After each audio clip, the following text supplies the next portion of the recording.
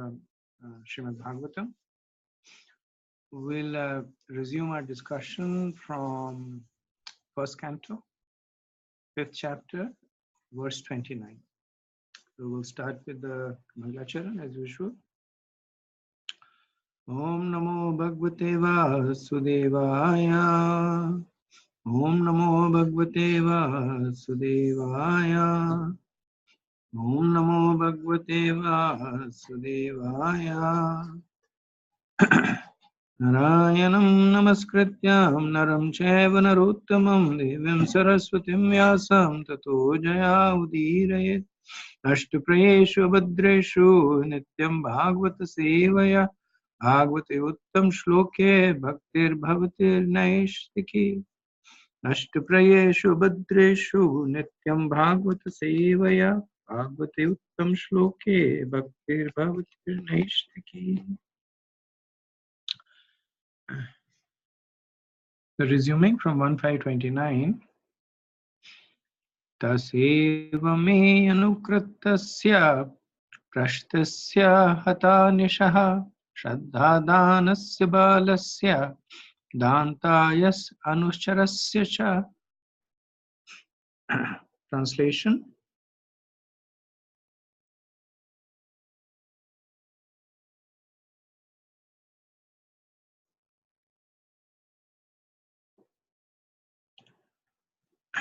I was very much attached to those sages. I was gentle in behavior, and all my sins were eradicated in their service. In my heart, I had strong faith in them. I had subjugated the senses, and I was strictly following them with body and mind.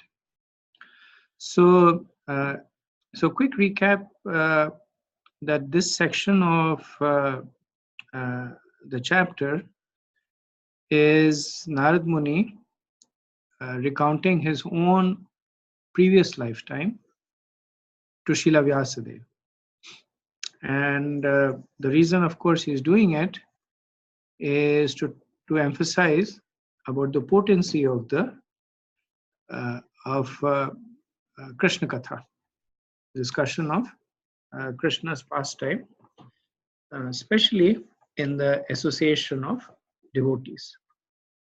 And ultimately, Narad Muni wants to inspire Srila Vyasadeva through both philosophy and through personal example about the glories of Krishna Katha, why Srila Vyasadeva should devote the scripture essentially to Krishna Katha, and essentially laying down the seeds of the Bhagavatam. So we had also seen that as Narad Muni talks about the increasing effect on him about the association of the sages, he's also talking about the progression through the different stages of bhakti.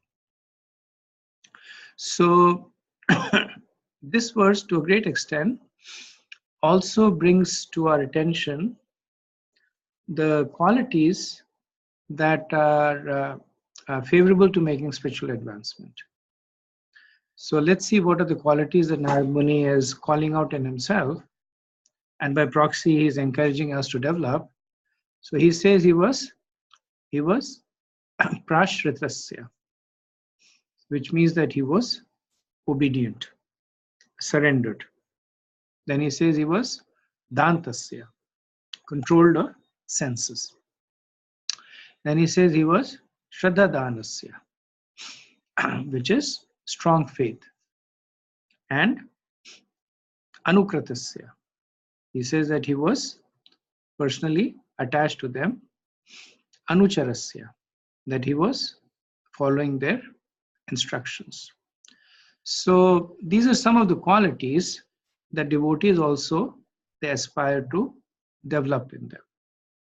So Prabhupada says that in the purport, he says that these are the necessary qualifications of a prospective candidate who can expect to be elevated to the position of a pure unadulterated devotee. Such a candidate must always seek the association of pure devotees. One should not be misled by a pseudo devotee. He himself must be plain and gentle to receive the instructions of such a pure devotee. So these qualities come up over and over. Again, the famous one being Shri Krishna's verse in chapter 4. Tadvidi pranipatena pariprashnena sevaya uddekshanti te jnanam jnaninam tattva darshana. So two aspects. One is to develop the qualities by which one makes oneself suitable to receive instructions. And the second is to seek out the association of those whose instructions are potent in the form of making spiritual advancement. And Prabhupada, he calls out both of these in the purport, because one may have all these qualities, but one may surrender to one who is himself not a devotee. So then all these qualities actually, they become as strong a detriment to one's spirituality as they are otherwise.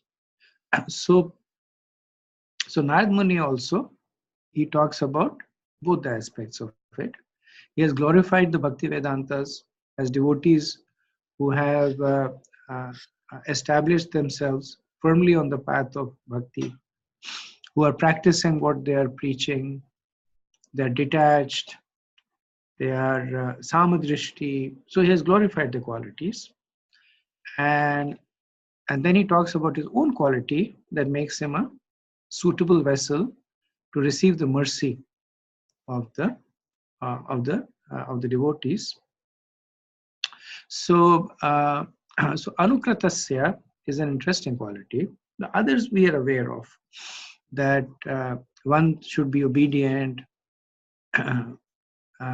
Without surrender, it's not possible. If one is challenging everything, then a lot of these instructions that are on the platform of transcendence, they can only be experienced. They cannot be intellectually assimilated. So obedience, control senses, that gives material detachment. Shraddhadanasya, faith is important because mercy flows on a platform of faith. Then anucharasya, that the main advantage of receiving instructions is also developing the ability to follow them. Otherwise, they just become intellectual gymnastics. But he also says, I was anuraktasya, that I was attached to them.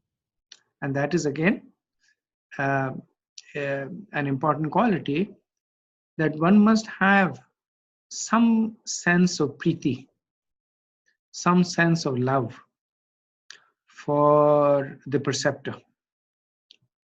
Because ultimately this is a relationship that is extending to Krishna. And bhakti is all about relationship. Especially when one is practicing this kind of bhakti, one is aspiring for one of the higher rasas. Either that of dasya, sakhya, vatsalya, madhurya, but not the shanta rasya. So all these rasas, they involve personal attachment. Personal attachment means to the personality of Godhead, and it means that it is emotional. It is at the level of the heart. And we see that at least amongst the devotees of Srila Prabhupada, that the devotees who demonstrated a lot of personal attachment to Srila Prabhupada made a lot of spiritual advancements also. Some of them may not have been spiritually very sound, or at least not at the time. So in Prabhupada memories, many of them say that we really didn't understand a lot of what Prabhupada was saying. Some did not follow his accent, some did not follow the philosophy that he was speaking. Yamuna Mataji shares that in one of her lecture that she said, I was just impressed by the fact that he really wanted us to do it. And that opened our heart. That there was this old man all alone, but he was very, very, he was very, very animated, very, very insistent that we follow the philosophy, the stuff that he's saying. And just because we have so much of attachment for him, we followed through. So the anuraktasya, Narad Muni calls out, is an important ingredient in when one is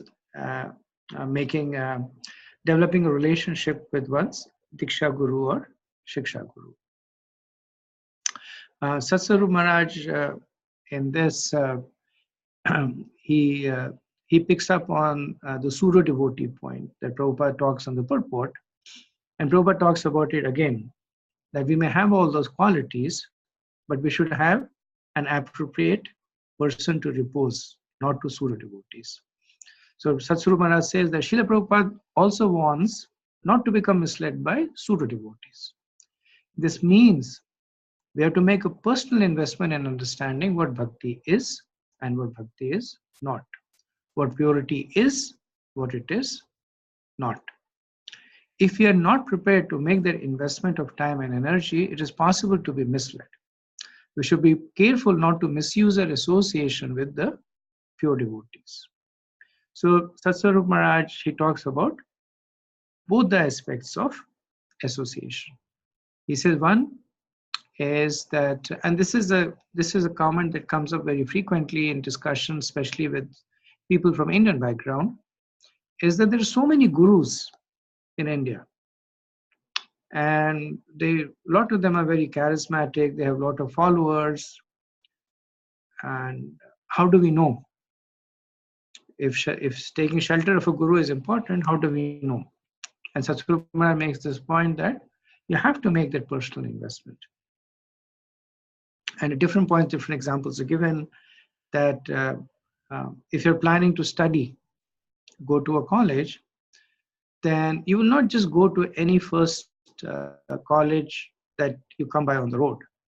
You'll try and find out what is the caliber of the university, what are the other students doing, what are the ratings, what are the faculty members looking like, where do the students pass out and get placed, and then you will surrender your time, energy, money, etc. to that college. So Satsuma is saying that we need to make the same investment. And then he also talks about the other point, which is that we should not misuse our association with pure devotees. So this is the other end of the spectrum, that let's assume we have these qualities, let's assume we're fortunate to get the association of a pure devotee, then we should be always cognizant of the fact that this is something very special that we can use to make spiritual advancements.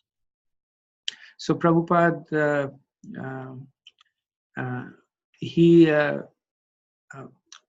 primarily to protect the devotional life of the people who were close to him, he would rotate the people out. So at one point, Prabhupada said that one of the greatest offense that a disciple can make to the spiritual master is becoming overly familiar with him. So, and to some extent it's natural that there were disciples who were massaging Srila Prabhupada, so they were personally touching his body, rubbing oil, rubbing his feet. They would see him in a gamcha, they would see him sleeping, they would see him eating, and as long as there's some level of material tinge, then one might become overly familiar with the spiritual master, take the spiritual master for granted, and then that puts your devotional life at risk. So Srila Prabhupada would, even though it was at a personal inconvenience to himself, because when a new disciple would come, they would go through some kind of training, etc. But he would do that just to protect his disciples from falling into this trap of over-familiarity. So similarly, Satsvarup Maharaj over here, he talks about the fact that even if you get association of pure devotee, we should maintain the decorum. the other points that Narad Muni has spoken, that obedience and the anucharasya, following the instructions. And Narad Muni says that what is the result of all that? He says, Hata Yenasha. So Hata Yenasha means that he was freed from all sins. So the result of his surrender, the result of the association of devotees was that he became nivrit of his anarthas. So anarthas is a symptom of sins. And because of this potent form of receiving association, he became anarthanivrit. Okay, any questions, comments on this?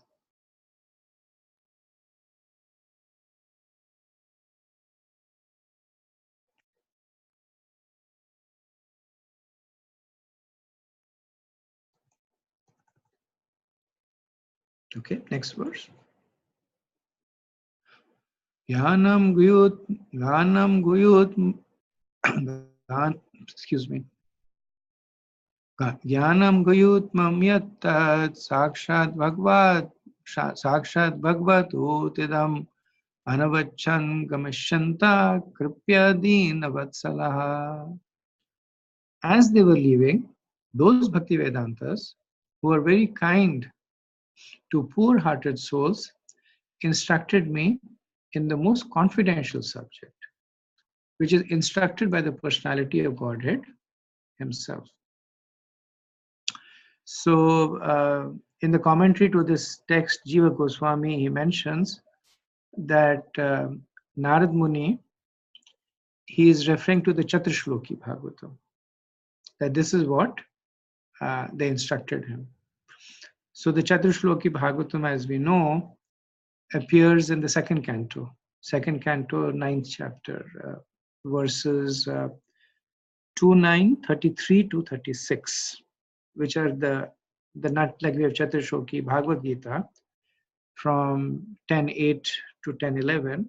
We have the Chaturshloki Bhagavatam from 2:9:33 to 36 that carries the essence. So Jiva Goswami opines that he was instructed on the Chaturshloki Bhagavatam.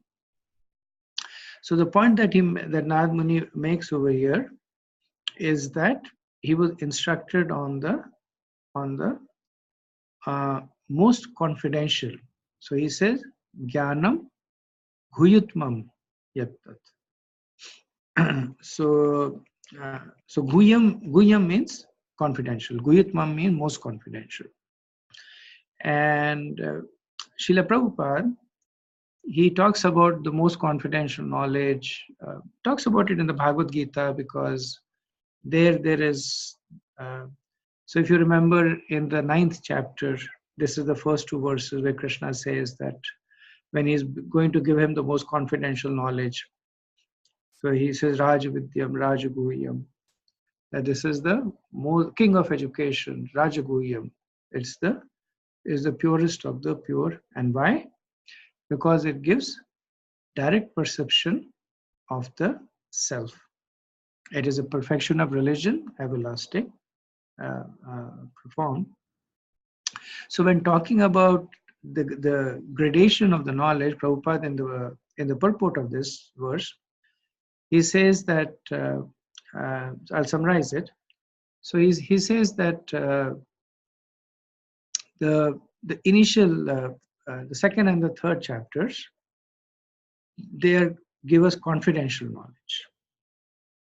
So the second and the third chapters, if you remember, they give us knowledge about the soul and the performance of activities on the platform of soul, the Nishkam Karma.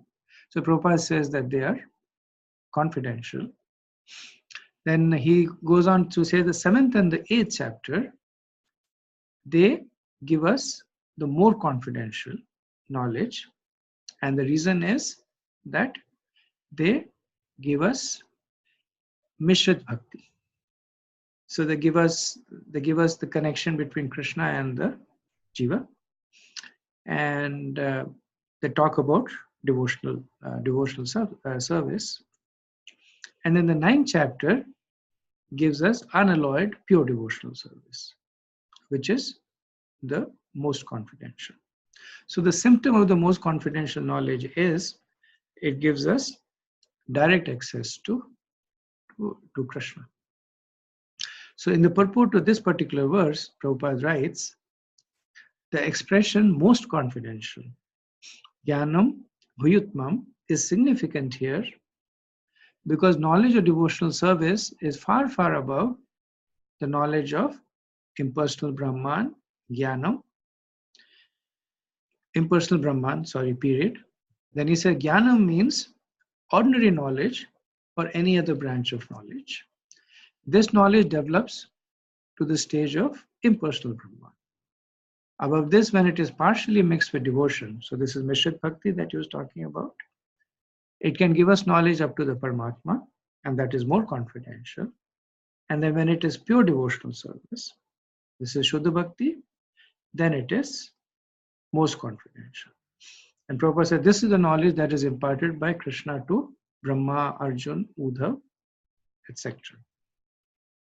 So Narad Muni is clearly enunciating to Srila Vyasadeva that this is, so he's saying that don't be misled by the actors in the drama over here. So don't think that the Bhakti Vedantas were talking to a Dasi Putra who was just 5 years old and gave them some watered down knowledge.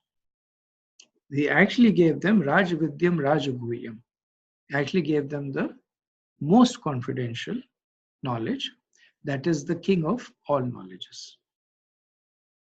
And he goes on to say, this knowledge did not come just from the Bhakti Vedantas. He says, Sakshat Bhagavatoditam. So this makes 2 points. One is that the knowledge is coming down the disciplic succession. So this is not just some spiritually advanced people giving some opinions, but they themselves were connected to a parampara that was going all the way to Krishna, Sakshat Bhagavatoditam. And the second point is that this knowledge is non-different from Krishna.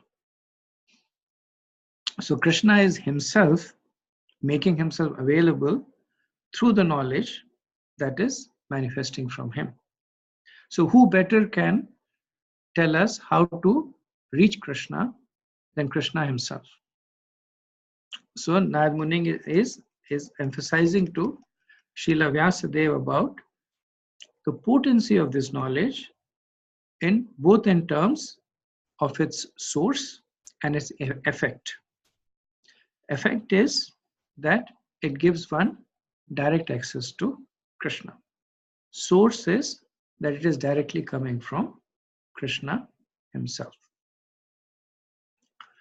So Prabhupada in this mood, he also emphasizes that this means that only the Lord is to be followed, since he is not one of the created beings. 2, that the instructions of the Lord can be understood by his devotees only and no one else.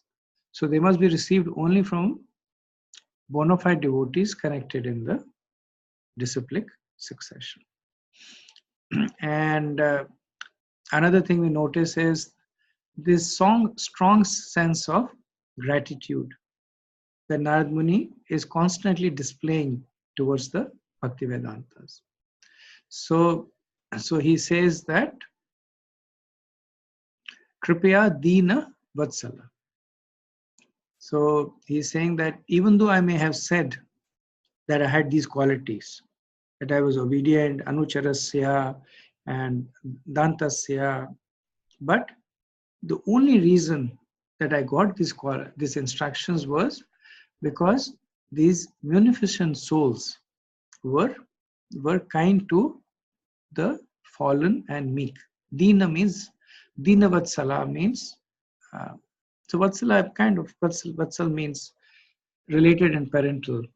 Here it may, literally Deen Vatsala means a child who's very weak or unprotected. But in this context, it means that they gave the mercy to one who was he says they were very kind to the poor-hearted souls. Deen Vatsala is translated in this context. So through personal example, the Narad Muni is demonstrating that of all the qualities that endear a disciple to the Guru, is that the most important quality is that of gratitude. That one should have the strong sense that nothing they can do can ever qualify them to receive the knowledge or receive the mercy that they are doing. The mercy is ahituki. It is causeless. It is only the good fortune that they are receiving that mercy. So that theme, it constantly is Narad Muni is in almost every verse he is reiterating that theme. Okay, questions, comments?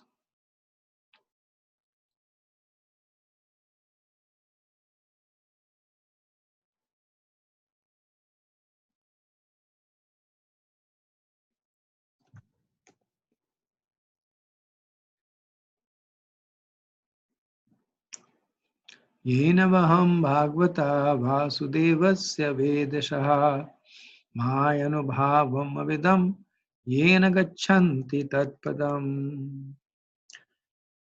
By that confidential knowledge, I could understand clearly the influence of the energy of Lord Shri Krishna, the creator, maintainer, and annihilator of everything.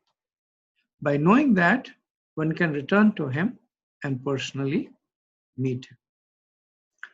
So this verse is an elaboration on the Jnanam Guyutman. So he starts the verse by Yena. So Yena means by which. So the question is, by what which? So the Yena is the placeholder for Jnanam Guyutman. That by that confidential knowledge, and then he further proceeds to say that what are the effect of this knowledge. So he says eva avadina. So one can easily understand. Certainly, eva means certainly, without any ambiguity. So the distinction is made between the effect of bhakti and other processes that are more speculative. So if one practices karma or gyan, the eva is missing, because gyan, there are so many mental speculations that are involved over there. That Prabhupada would say that gyan, it runs on the principle of what was it? He would say that yato mat tato pat. That gyan encourages that mode. Yato mat tato pat. That depending on what strikes your intellectual fancy, you follow a particular path. Karma is multivaried in its implementation. That we don't really know what is the right thing to do when. And we may do the right thing, or we may think we are doing the right thing. So the eva is not there. The Narad Muni is saying, eva vadina. That certainly I could easily understand. What could he easily understand? Maya anubhavam. I could understand the effect of the illusory energy of Krishna. Yena, by which. So what is the result of understanding the illusory energy of Krishna? He says, Gachanti Tatpadam, by which one can go to the lotus feet of the Lord. So implicit in this, Prabhupada would say that when the effect of the illusory energy of Krishna disappears, then one sees how great Krishna is. And when one sees how great Krishna is, and one also, so Prabhupada says one sees two things. One sees how small one himself or herself is, and one sees how great Krishna is. And when one sees these two things, then one automatically surrenders to Krishna. So that's why yena gachanti tatpadam. So that is why one goes to the lotus feet of the Lord. So in itself, being freed of the illusory energy of Krishna is not sufficient to take one to the lotus feet of Krishna. There has to be an active engagement in the process of bhakti. But Narad Muni here is summarizing.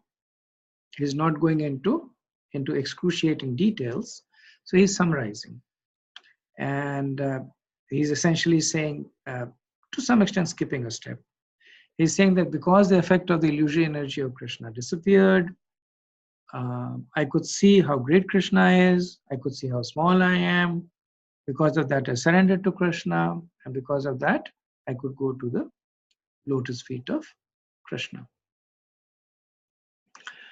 So Prabhupada, he elaborates on this in the purport. He says, by the most confidential knowledge, one can understand very easily. So, Eva Avadina, how the different energies of the Lord are working. One part of his energy is manifesting in the material world, and the other part is manifesting in the spiritual world. And his intermediate energy is manifesting the living entities who are serving either of the above mentioned energies. So one basically gets an understanding of how the tathast energy, which is the jivas, is manifesting either under the external energy or the internal energy. So this verse is also very similar, and perhaps that's the reason that Narad Muni speaks about it over here, that later on in the 7th chapter, we'll see where, based on the instructions of Narad Muni, Srila Vyasadeva, he goes, and so this is the trance of Vyasadeva. So he goes into the trance, and one of the first things that he sees is Krishna and Krishna's illusory energy. And then after that, he sees the jivas who are under the control of Krishna's illusory energy. And then out of compassion for them, he composes the Bhagavatam. So this is also a nod to the future situation of Srila Vyasadeva, which will happen very, very soon as Narad Muni leaves. So this set of verses from 23 to 31, these are essentially giving us the message of the potency of engaging in devotional service, the potency of serving devotees with attachment, and how one can in this way proceed from Shraddha to Prem. And the storyline is Narad Muni's interaction with the Bhakti Vedantas. So this is one section. Then before we start the next section of verses, same chapter I believe has 40 verses. So the next section of verses are 32 to 36. But I'll just see if there is any questions or comments. Prabhuji, you mentioned that Narad Muni, so he says that basically the cause and effect of Maya disappeared for him, and then he could see how small he is and how, like, the Anuvibhu thing. Is that the natural progression of when a devotee is advancing in Krishna consciousness, that they see the cause and effect of the illusory energy first before seeing how how small they are, and then how they see the greatness of the Lord, and then proceed? Or Yes. So, just one point of clarification.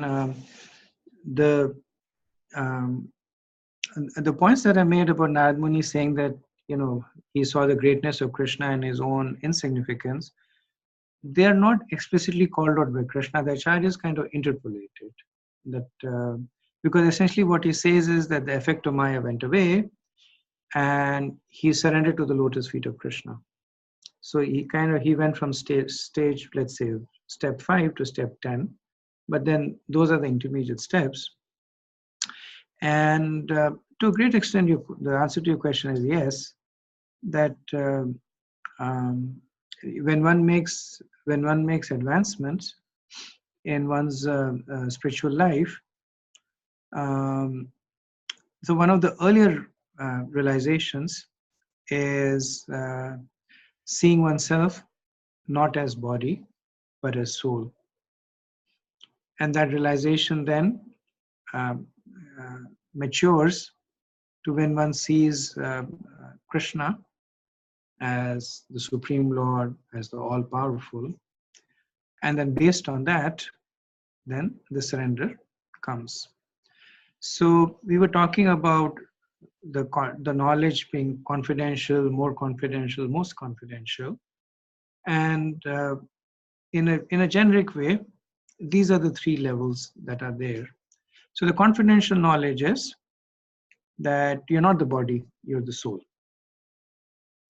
The more confidential knowledge is that there is a God and qualities of God, attributes of God. The most confidential knowledge is that how can you establish a relationship with God? And generally, it is basically also called out, as we did in this discussion, that what needs to be done to make it happen. That on the platform of Gyan, one is able to see one's own spirituality, and as one progresses on that platform, one develops detachment, and one is able to see the presence of God.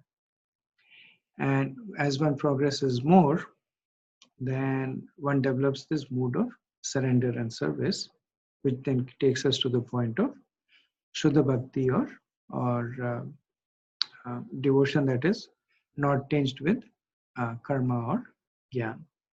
So yes, the short answer to the question is yes. This is indicative of the progression through the stages of bhakti.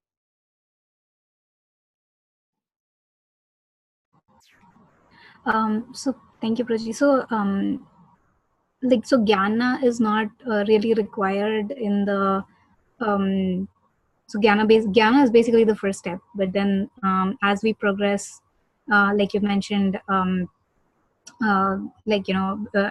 as we progress and surrender unto the Lord, it's jnana becomes less and less important. Is that? That is correct. That is correct. So so that is a correct assessment. Gyan becomes less important, not because. So think of it like you start with. You start with a glass of, let's say, red colored water, and as you progress, you add water that is green colored, and as more and more green colored water gets added, the effect of the red colored water reduces, not because the quantity of the red colored water has reduced, but because it is relatively lesser than the green colored water. So it's not that people lose their gyan or or they forget. It's not that. In fact, the gyan, if anything, it grows, but it is dwarfed by the sense of bhakti. So that's why we initially go to the stage of Mishra Bhakti, where there is bhakti, but there is still a distinct component of attachment to either knowledge or to fruitive activity. But then the component of bhakti becomes so overpoweringly abundant that it just encapsulates everything else. And Proji, one last question. So you mentioned, I remember, like in the beginning, that we are not aspiring to become Shanta, to like Shanta Bhaktas, or we are aspiring to become either in the uh, either Dasya or higher. Is that because Shanta is primarily on the Jnana platform, like not on the Jnana platform, but more you can say cover. There's more of Jnana aspect than Bhakti. Is that fair understanding? There is less bhakti in the Shanta Rasya. The biggest thing that distinguishes Shanta from the other rasa is attachment to the personal form of Krishna.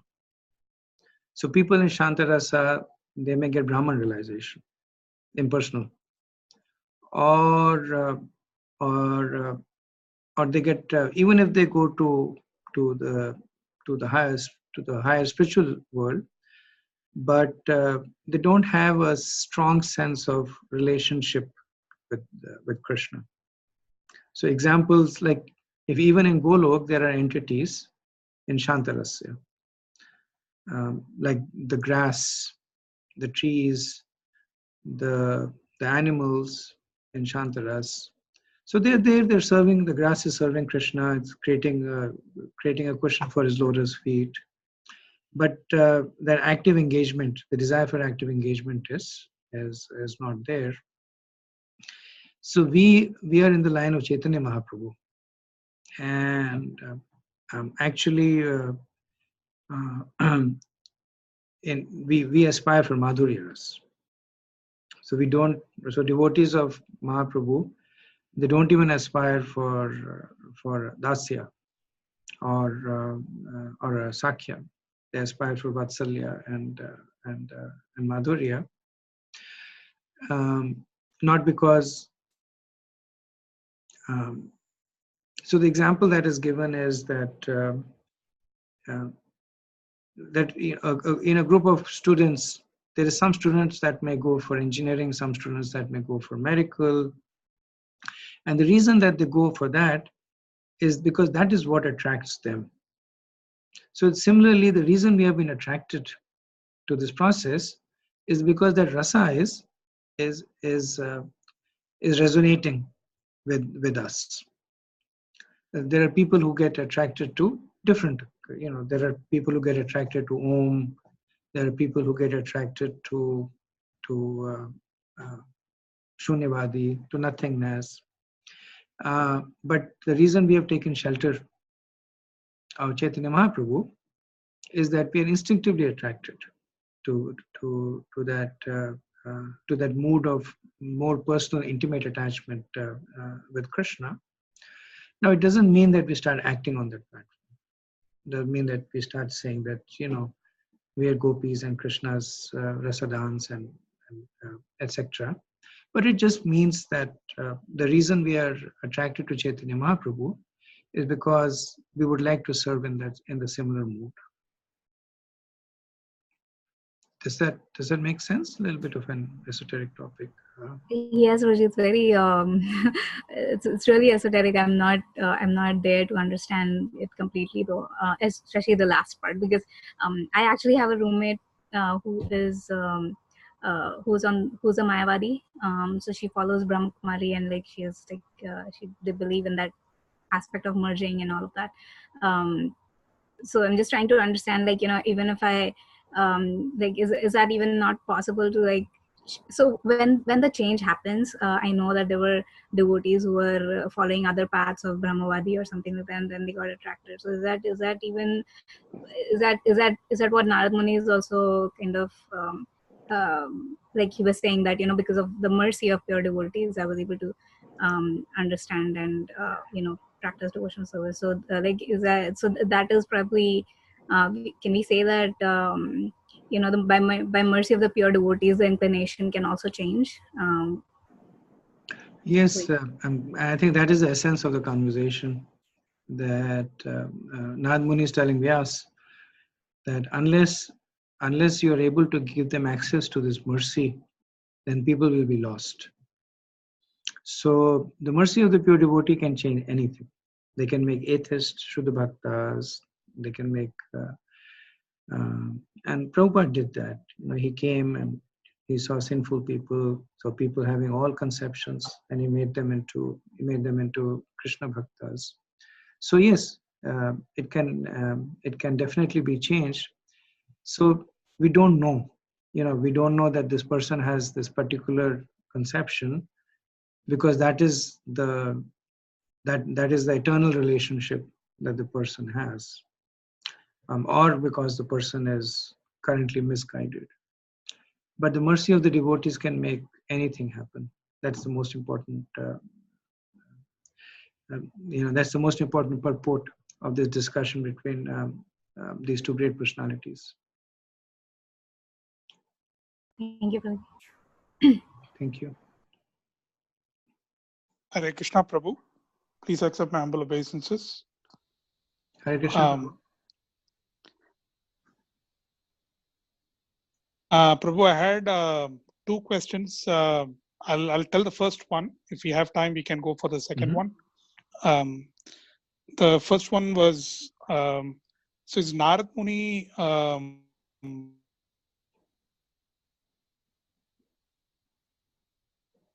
of a tattva or a position, just like Brahma is a position, Shiva is a position. Narad Muni represents bhakti potency. Is it more like Narad Muni is there in every universe delivering conditioned souls, or will he be always there in every day of Brahma?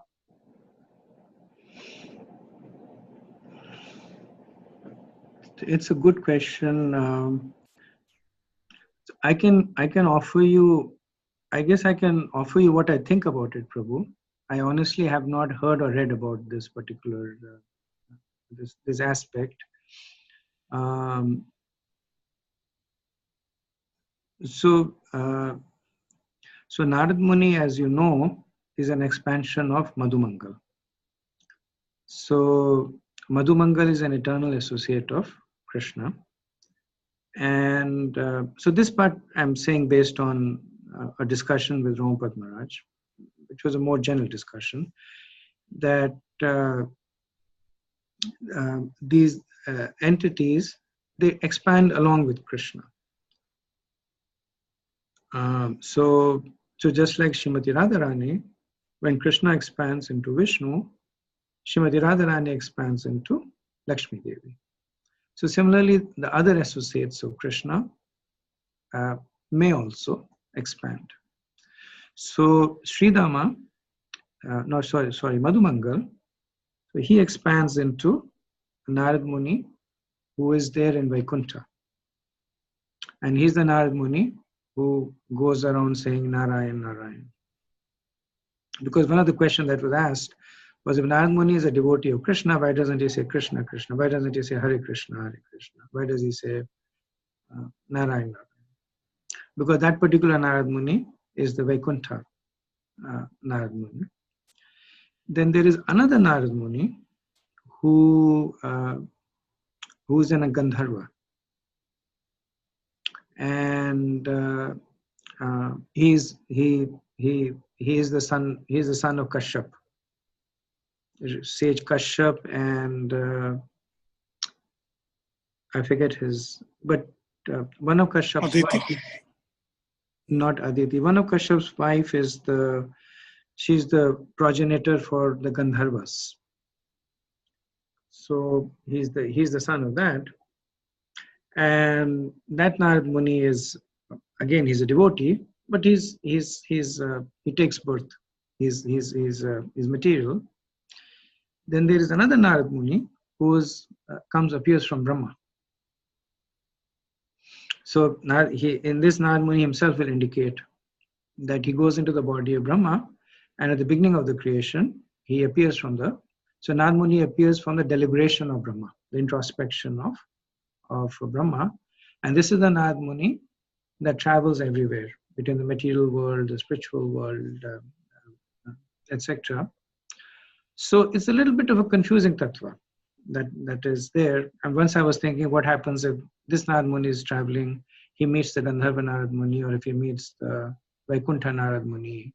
So I'm not sure what happens what happens at the time. But the general understanding is, and this again I'm quoting, is that Narad Muni serves Krishna in whatever capacity he can best serve. So ultimately, it is Madhumangal who's serving Krishna. It gets into some kind of complexities where there are some souls that are born that are empowered by spirituals, by the corresponding spiritual souls. So the Gandharva Narad Muni is a jiva. Well, all are jivas, but then a Gandharva Narad Muni is a materially conditioned soul who is empowered by the original Narad Muni for some purposes over there. So my understanding is that Narad Muni is a personality.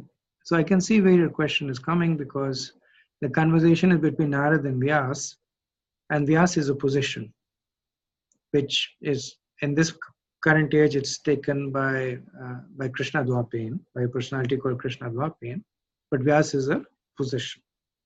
My understanding is Narad is not a position. He's a personality, but he's a unique personality who is, for instance, Vyasadeva does not have a counterpart in the spiritual world, but Narad Muni does have a counterpart in Vaikuntha. Vyasadeva does not have a counterpart in Vaikuntha. So Narad Muni is a bit of a unique personality in this way, that he's an eternal associate of Krishna who accompanies Krishna wherever he goes in order to serve him in the best possible way. So I know it does not answer your question completely, but the tattva of Narad is a little difficult to understand, a little difficult to explain, I guess. Thank you, Prabhu. I think that gives an initial understanding. That's helpful.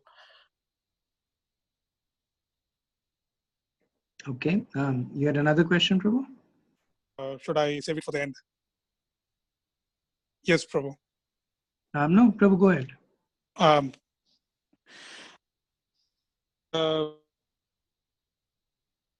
531 verse was talking about influence of Maya, influence of external energy being removed through knowledge given by Bhaktivedantis.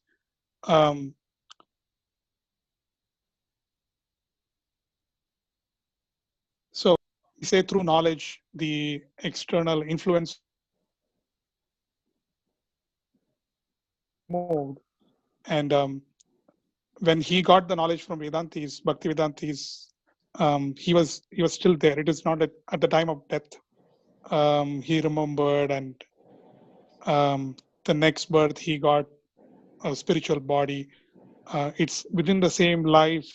The influence was removed.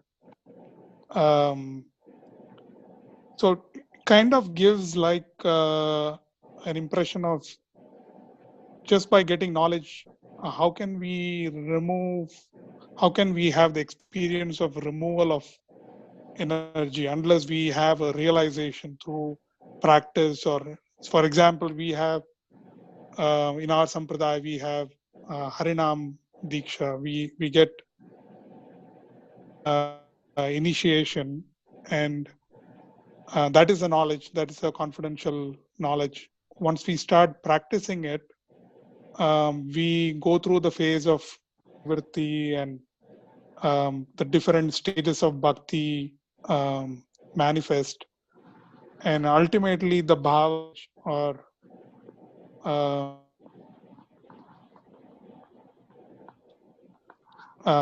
but just by getting the knowledge without practice,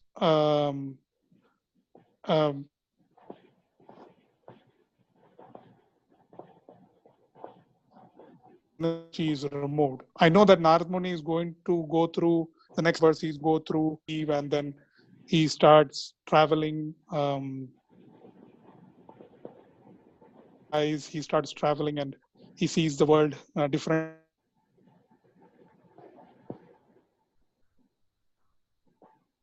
Finally, he leaves the planet. But here it is clearly said that by getting the knowledge, the influence of external energy is removed. I'm confused there. Without practice, how can we remove the influence of energy? Okay. So, Prabhu, I think I got your question. Somehow your connection is, the way it works is that it's like on for a few seconds, off for several seconds, on for a few seconds. So I'm able to fill in the blanks and try to get it. So I think I have your question. I'm going to try to respond to it. To some extent, you've responded to it yourself. That Has problem. is true. We have some problem with the internet. That's why we get this intermittent connectivity issue. Yeah. So that's why you are not able. Yeah, I guess as much. Yeah, yeah. So part of the answer, I guess, you've given in the in your question is that this knowledge started Narad Muni on the path of spiritual advancements. So this is something that you will see in a lot of verses where the time factor is minimized because the end result is inevitable. So it's like they say that once you chant Hare Krishna, you will go back to Godhead. And we know from personal experience that's not true, right? So we've been chanting, we're still there, but we also know that statement is true. The only thing that is different is how long. And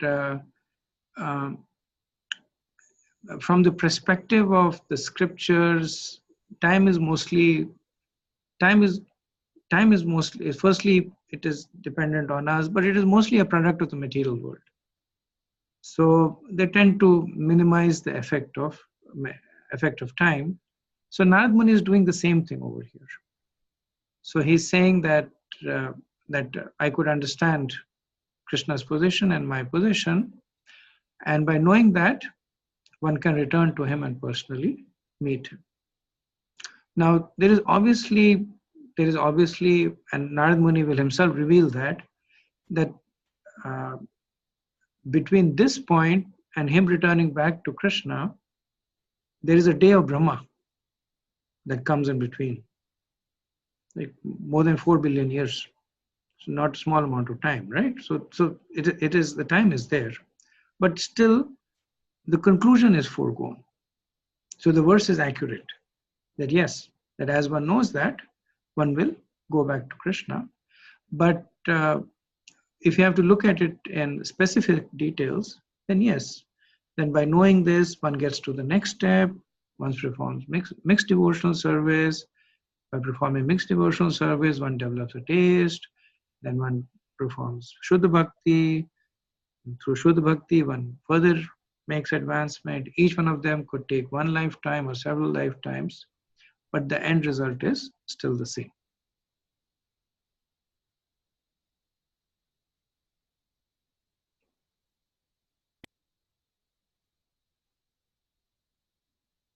Is that okay, Prabhu? Yes, Prabhu. Thank you. Okay, thank you. Anything else? Any other questions, comments?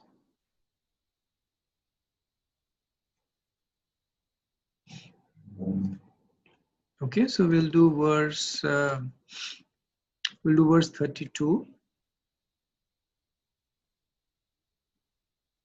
Etat samshrutam brahmam stapatriya chikitsham yadishvare bhagvati karma brahmani bhavitam. O Brahman Vyasadeva, it is decided by the learned that the best remedial measure for removing all troubles and miseries is to dedicate one's activities to the service of the Supreme Personality of Godhead. So in the next 5 verses, Narad Muni will so Narad Muni will talk to Vyasadeva about bridging where he is to where Narad Muni wants him to be. So I'll just elaborate on that. So Srila Vyasadeva has written extensively about Karma Kand, Gyan Kand to some extent, but extensively about Karma Kand. So after hearing all this that Narad Muni has said, Srila Vyasadeva may be dispirited. He might become morose that I have written so much to guide people to the mode of goodness. So is that all a waste? Because there is a reason why I wrote it. Why did Vyasadeva write all that? Because the majority of the people are attracted to that. So he was saying that you have given me, through the example of your own life, you have given me a glimpse into the potency of Shuddha Bhakti. So everything that I've written is now a waste. So Narad Muni is saying, no, that's not true.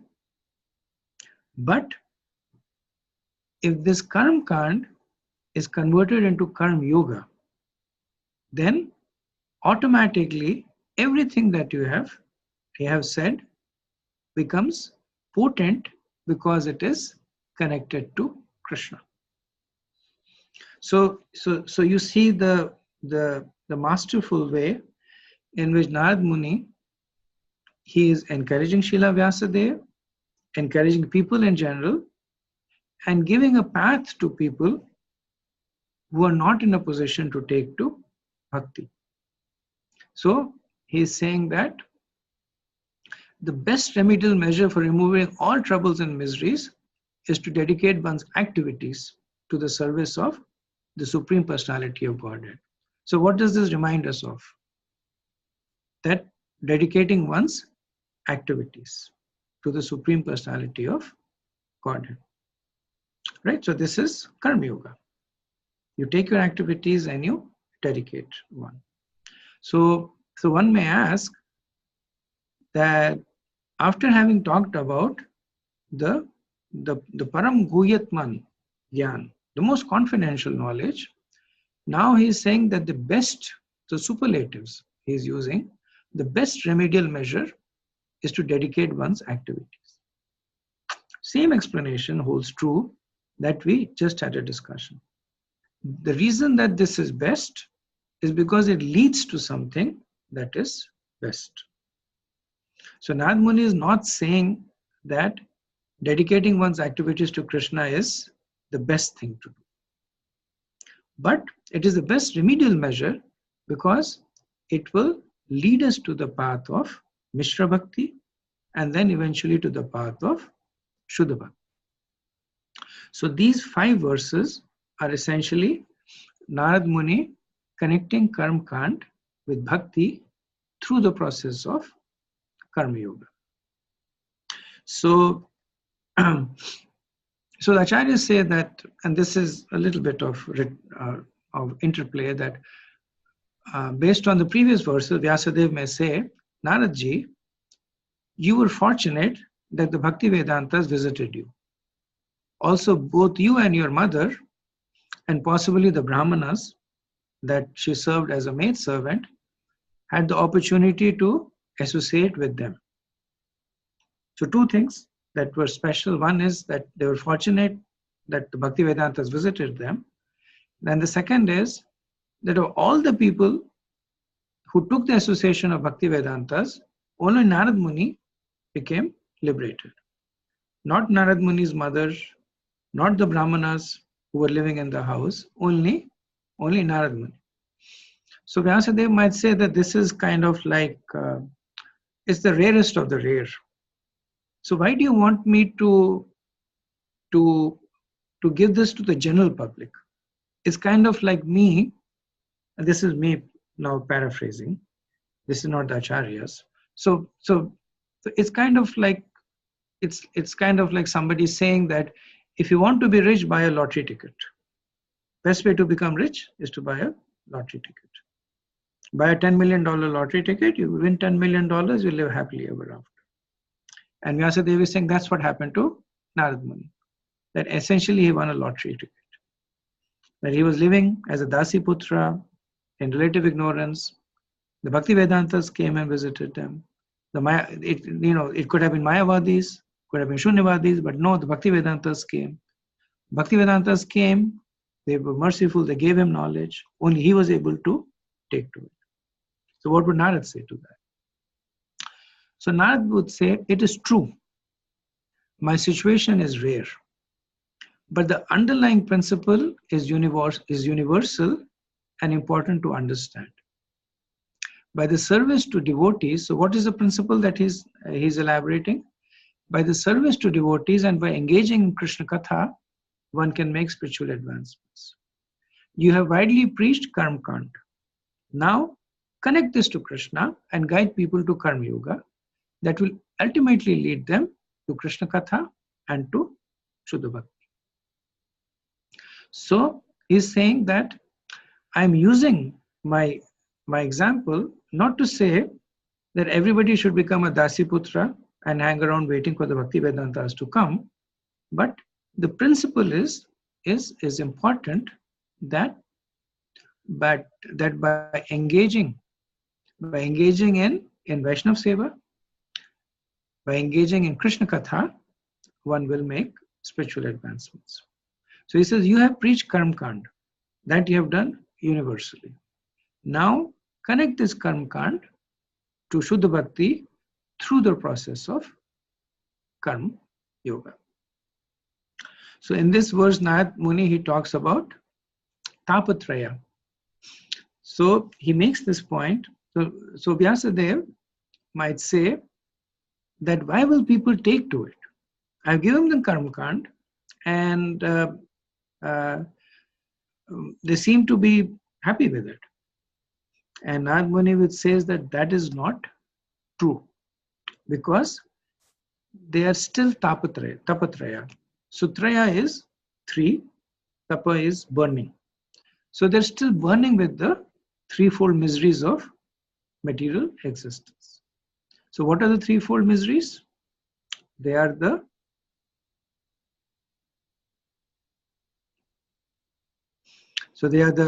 Adidevam, Adibhutam, and what is it? Adhyatma. Adhyatmik. Thanks. Adhyatmika, Adidevam, Adibhutam. So they're saying he's saying Tapatraya, that despite all this Karma Kand stuff that you're given, the jivas are still Tapatraya. They're still burning with the threefold miseries of existence. So now you should give them, he says, chikitsam.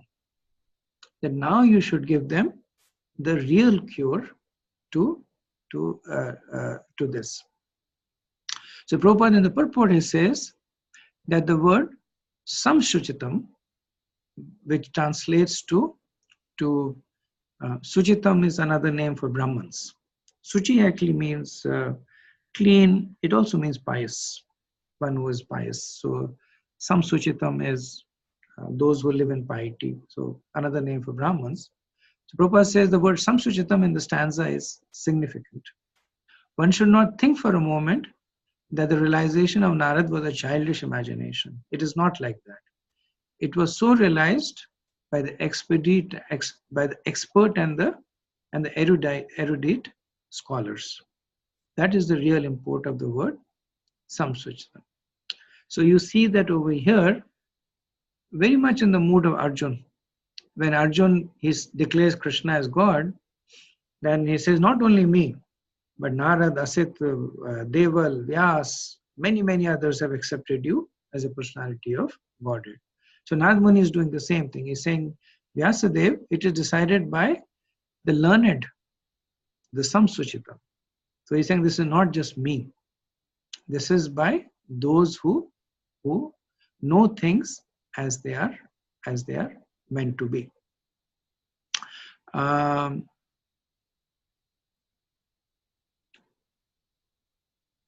This So this phasing in is something that is again described by Krishna. And in Bhagavad Gita, does anybody remember what is it called or where is it described? This going through the stages of bhakti.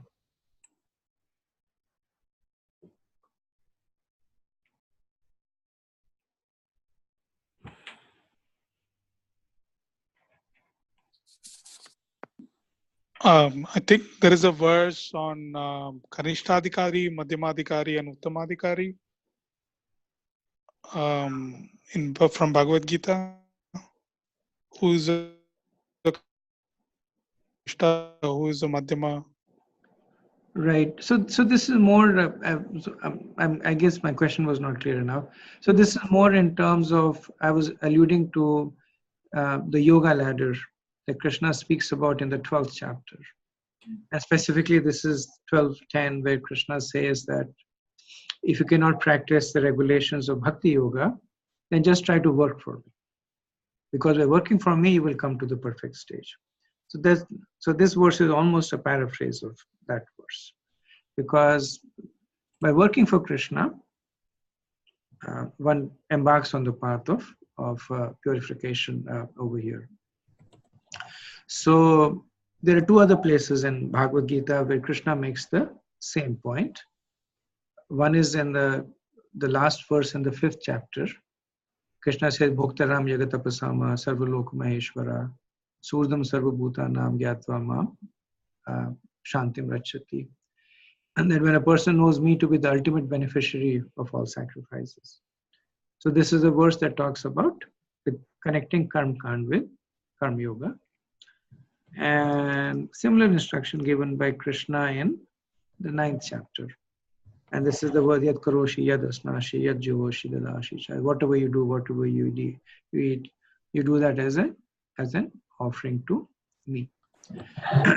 So Prabhupada in the purport he talks about, he says we should therefore learn to dedicate our activities unto the mercy of the Lord and accept him either as impersonal Brahman, localized Paramatma, or the Supreme Personality of Godhead. It does not matter what one is, what one must dedicate everything in the service of the Lord. So like Narad Muni is casting a wide net, or he's asking Vyas to cast a wide net, Srila Prabhupada is also transmitting the same mood. Now, Prabhupada would generally not say that except as impersonal Brahman or even Paramatma. He's always very focused on one should accept Krishna as Swayam Bhagwan, but he's capturing the same mood over here. That one may begin their process of devotion through one or the other, but when one is properly situated, then one will make subsequent advancements. Prabhuji, where exactly in this verse is he casting the wide net? I see that. I think that it's pretty direct that he's saying that you should dedicate one's activities to the Supreme Lord. So dedicating one's activities. So this is Mishra Bhakti, right? So where Narad Muni wants to take us to is Shuddha Bhakti. He wants to... Right. So by wide net, you don't mean Brahman, Paramatma, Bhagwan. You mean like Karma Kand, Gyan Kand, and then like that, right?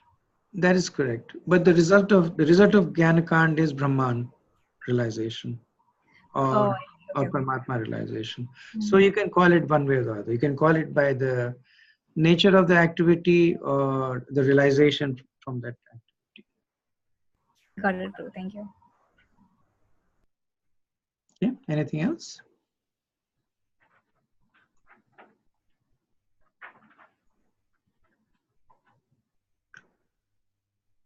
So I'll do one more verse and then after that we'll stop for any discussions.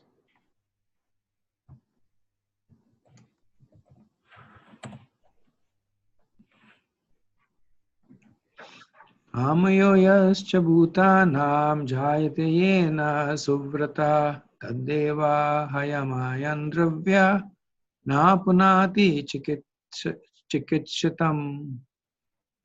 O good soul, does not a thing applied therapeutically cure a disease which was caused by the same thing? So Nag Muni is going strong on his whole chikitsa thing. Previous verse also he says chikitsam, that the remedial measure. This verse also he says remedial measure, and this is both. It is a criticism and a glorification of the work that Srila Vyasadeva has done. So it is a criticism because he's saying to Srila Vyasadeva that all this karma kand, gyan kand stuff that you've given, this needs to be remediated. It is a disease. It needs to be remediated. So we need a chikitsa for that. It's a glorification because he's saying that by connecting this all stuff that you're given to Krishna, this becomes the healing agent itself. And here he calls it out specifically. So he's saying that the same thing that can cause a disease can also cure a disease if it is applied therapeutically. So the cause of the disease is fruitive work. The cause of the disease in this case is being trapped into the material world. So that is fruitive activities. So that is the cause of a disease. But the same activity, if it is surrendered to Krishna, it becomes liberating. So it becomes the cure of the disease. So Prabhupada in the example purport, he says, for example, milk. Milk preparation sometimes causes disorders of the bowel, but the very same milk converted into curd and mixed with some other remedial ingredients cures such disorders. So in the medical field, there are three kinds of ways that are approached to keep people healthy. The first is prophylactic. So prophylactic is preventive, immunization. You're not sick, but you're given an immunity shot and then you don't get sick. Or you're not sick, but you eat properly, you exercise, you develop your immunity. So that is the typical way that Ayurveda works, which is they strengthen the body from within. So that is a prophylactic. The second is curative. Curative is the one that the disease has already manifested, and how to prevent, how to get rid of the cause of the disease. And the third is palliative.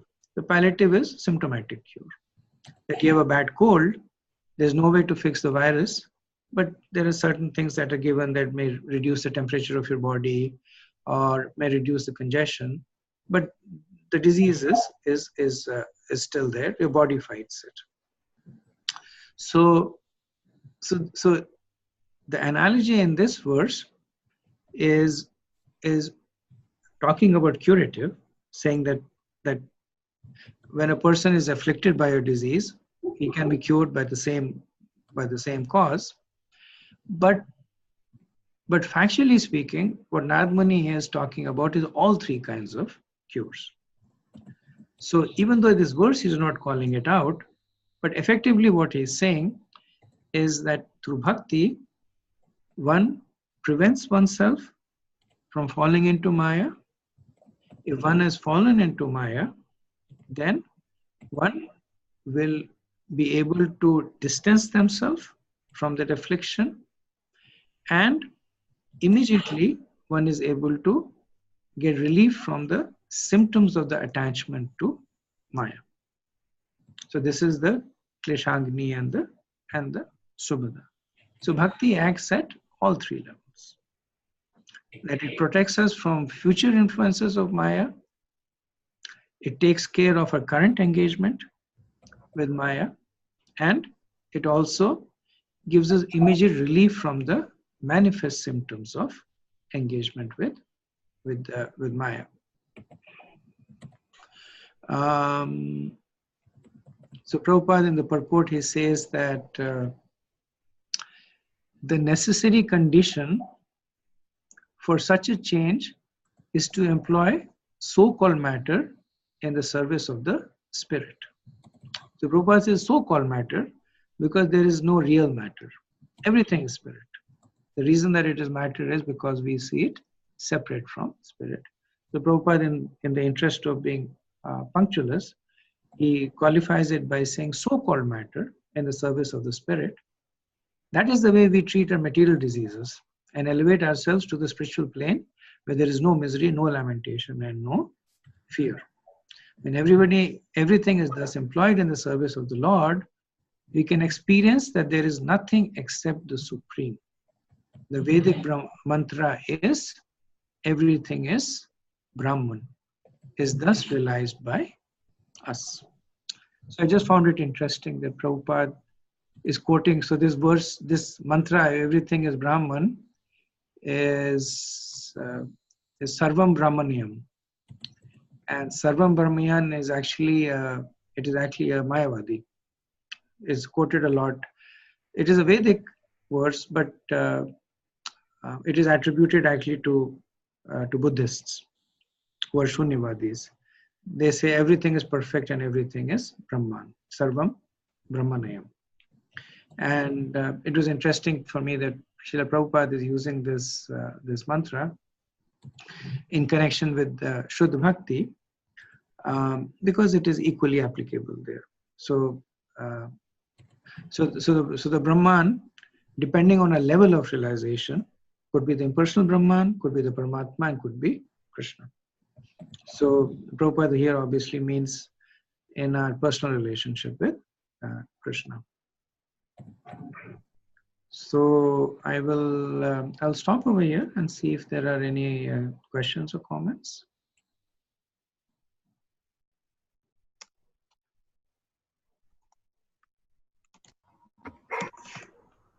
So Prabhuji, when we engage everything around us in the service of the Lord, is that do the symptoms get cured first, and then does that happen in the order of palliative, curative, whatever that is, that's the first prophylactic. Or because or even sometimes they might not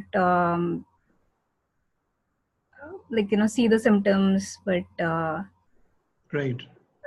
How does that work? So thank you. That's a good question. So in the Nectar of Devotion, Rupa Goswami gives us a little bit of glimpse into it that as soon as we engage in bhakti, the manifest symptoms of the material engagement, this Triyatapa, they get alleviated, which is, as I said, which is kleshangani. So kleshas are the result of our engagement with Maya. And kleshangani is the first thing that happens.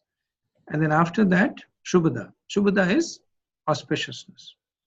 So auspiciousness is not the absence of kleshas, but it is the presence of Krishna in our life. So Shubhada then appears, which means that from taking care of the symptomatic effects, then the causal effects are also, or the causal factors are also mitigated. Because really speaking, as long as till the time that we're invested in Maya, the kleshas will keep coming. There will be no Shubhada. Shubhada then actually starts coming when we start disengaging with Maya and engaging with Krishna.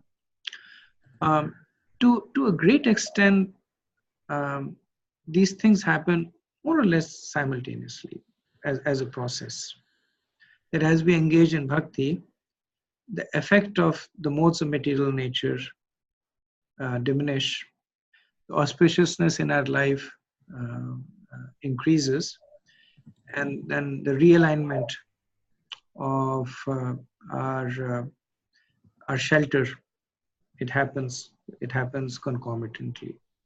So my understanding is they kind of start happening at the same time, more or less in proportion to our engagement to the process of devotion.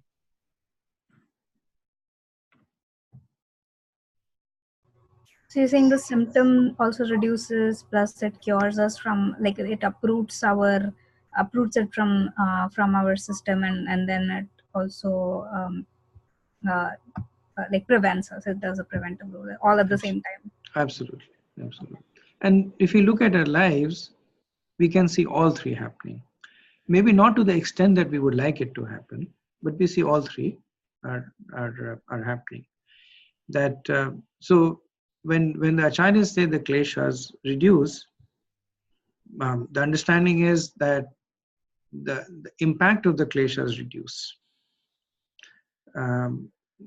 Prabhupada gives the example of Arjun in the battlefield losing Abhimanyu. And one can ask the question, Arjun was a pure devotee, why do kleshas come in his life? So they came in his life. And of course, Arjun is again a special case. But again, the fact that Krishna was using him to give an example, that is also a relevant example. The kleshas came, but they did not bewilder Arjun. He continued in his service. He did not. At the beginning of the Bhagavad Gita, he was ready to give up his Gandhi and stop the battle, but not when Abhimanyu died. So the kleshas were there, but the impact was mitigated. So we can see that in our lives, that things that could have affected us a lot more do not affect us that much. And it's not that devotees lead charmed lives, but they always live with that sense of protection under Krishna. So there's this famous verse that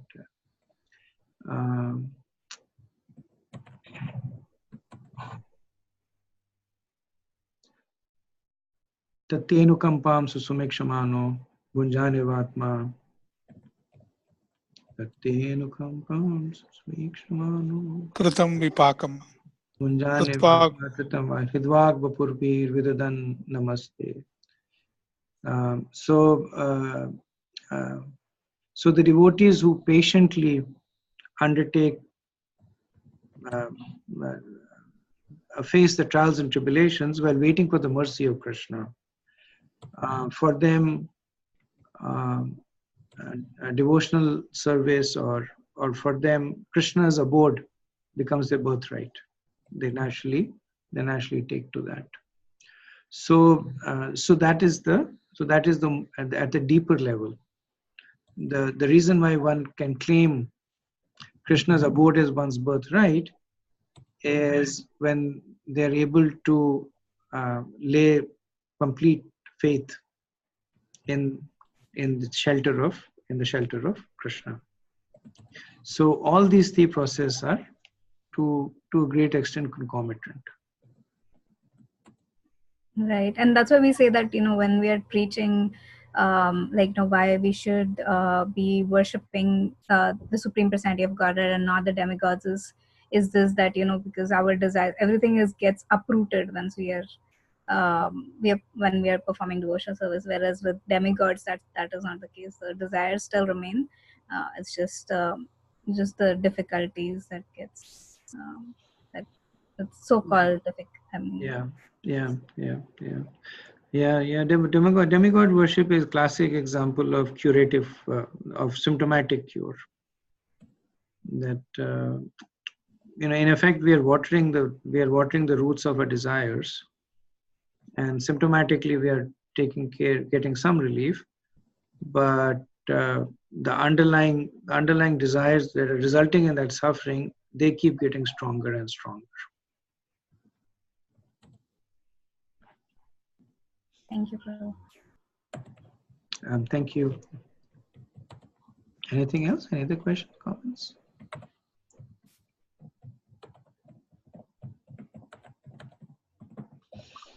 Okay, so we'll stop over here.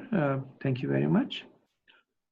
वाञ्छाकल्पतरुभ्यश्च कृपा सिन्धुभ्येव च पतितनां पावनेभ्यो वैष्णवेभ्यो नमो नमः। अनंत कोटि वैष्णव वृंद की जय। शिला प्रभुपाद की जय। जय गौर प्रेमानंदे। हरे कृष्ण।